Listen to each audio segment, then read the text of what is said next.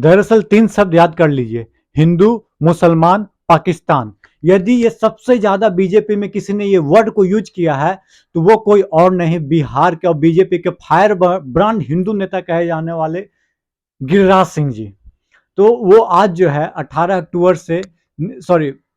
अक्टूबर से निकलने जा रहे हैं एक यात्रा।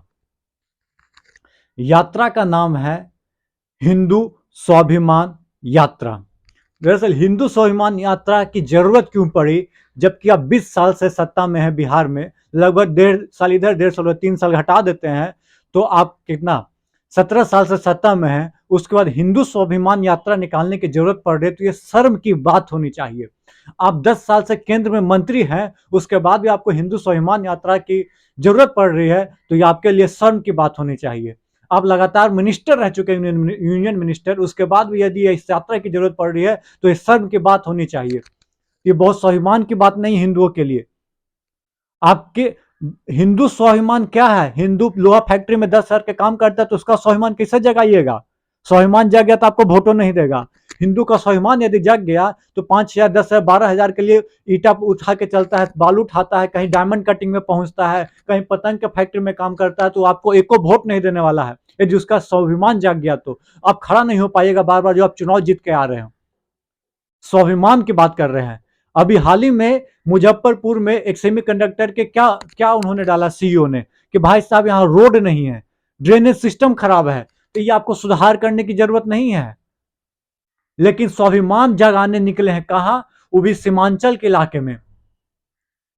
आग लगाना जिसको बोलते हैं ना, आग लगाने वाला काम करने जा रहे हैं। इसलिए तो मैंने लिखा कि बिहार तोड़ो यात्रा पे निकल रहे हैं गिरिराज सिंह।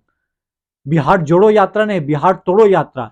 मुस्लिम का वोट बीजेपी को नहीं मिलता, ये सत्य है, कम परसेंट मिलता है, ये भी सत्य है, लेकिन इसका मतलब ये नहीं कि आप उसको साइडलाइन कर दीजिएगा। एक हाल ही में एक जेडीयू के ही एक सांसद थे कि भाई मुसलमान यादव के हम काम ना करेंगे, ऐसा बोले। आज गिरिराज सिंह जी ये निकाला। लेकिन एक चीज मैं आपको और बता दूं कि जेडीयू जो है इनकी यात्रा से किनारा कर ली सबसे पहले।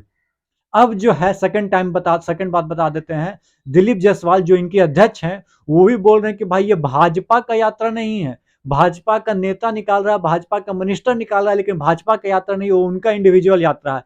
मतलब कि आप क्या बोलते हैं, क्या बोलते हैं, डबल माइंडेड कर रहे हो या डबल गेम खेल रहे हो पब्लिक के साथ, बोला जाए तो।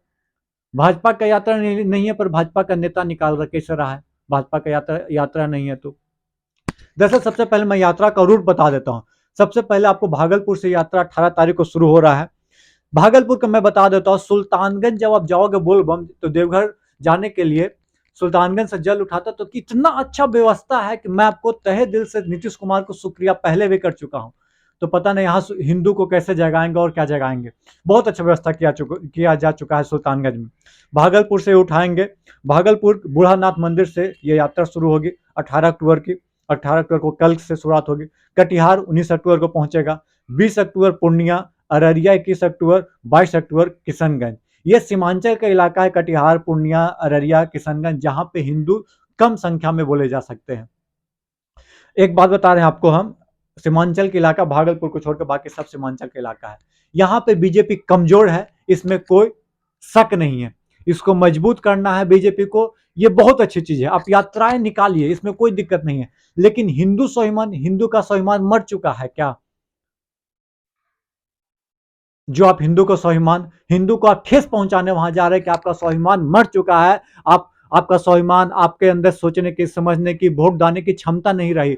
आप आप क्या बोलते हैं, अपाहिज हो चुके हो एक तरह से बोला जाए तो। ये बोलना चाह रहे हो गिरिराज सिंह जी? इस यात्रा का मतलब क्या है? यात्रा निकाल रहे, तमाम यात्रा, चाहे तेजस्वी यादव हो, चाहे क्या बोलते हैं पीके हो, प्रशांत किशोर साहब हो, चाहे बीजेपी हो, चाहे कोई भी यात्रा निकाले, कोई दिक्कत नहीं है। लेकिन बाढ़ के समय इनको दिखता नहीं है गिरिराज बाबू को कि जाके हम थोड़ा सा मदद कर, यूनियन मिनिस्टर। चलिए हम इनको प्रोफाइल बताते हैं आपको। दरअसल ये पहला टर्म रहा मोदी जी का, तो उसमें ये रहे एनिमल हस्बेंड्री, डेयरी के ये मिनिस्टर है, फिशरिंग के मिनिस्टर है। 2019 में इनको एमएसएमई मिली। जो आज जितेंद्र मांझी के पास मिनिस्ट्री है वो 2019 में इनके पास थी।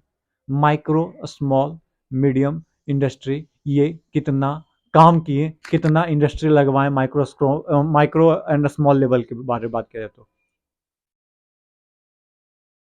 कुछ नहीं। आज ये टेक्सटाइल मिनिस्टर है तो कितना टेक्सटाइल, कपड़ा मंत्रालय इनके पास है तो कितना कपड़ा टेक्सटाइल पार्क यहाँ पे लगा बिहार में, कृपया बताइए। तो वोट लेना है तो हिंदू को हम जगाने आए हैं। देखिए इनका क्या कहना है, इनका ये कहना है कि हम हिंदुओं को जगाने आए हैं। बताइए, हिंदू सब सो रहा है, ये हिंदू के खिलाफ मजाक किया जा रहा है, हिंदू को हम जगाने आए हैं। दरअसल मैं गिरिराज सिंह को पता नहीं, हम बता रहे हैं, हमको तो ये सबसे बड़ा दिक्कत ये लगता है कि ये 10-15वां टर्म, तीसरा टर्म ये चल रहा है इनका। इसके बाद क्या किया बिहार के लिए इन्होंने, इनसे क्वेश्चन करना चाहिए कि भाई मंत्री हैं आप, कंटिन्यू मंत्री है तो क्या यूनिक चीज की है। जब ये यात्रा पे जाए तो कृपया करके जो हिंदू हैं वो इनसे पूछे कि भाई साहब आप 15 साल में, मतलब 12-11 साल हो जाएगा अगला, क्या तो जून में आते आते 11 साल में क्या किए बिहार के लिए ही ना बताइए। हर बार आपको अलग अलग मंत्रालय आपके पास मिलते गया, क्या खास किए, ये क्वेश्चन करना चाहिए। पर अंधभक्त लोग, ट्रोलर्स, गोदे मीडिया कहां से पूछेगा, बस खुश है कि हिंदू को निकालने, हिंदू सम्राट निकल रहे हैं। वाह, गजब। चलिए, वीडियो पसंद आया, चैनल पर पहली बार है तो चैनल को लाइक से सब्सक्राइब करना ना भूलेंगे। और यदि मेरा क्वेश्चन सही है तो प्लीज कमेंट बॉक्स में कमेंट करके उसको सपोर्ट कीजिएगा और अपना राय भी दे सकते हैं। चलिए, तब तक के लिए धन्यवाद। जय हिंद, जय भारत, जय बिहार दोस्तों।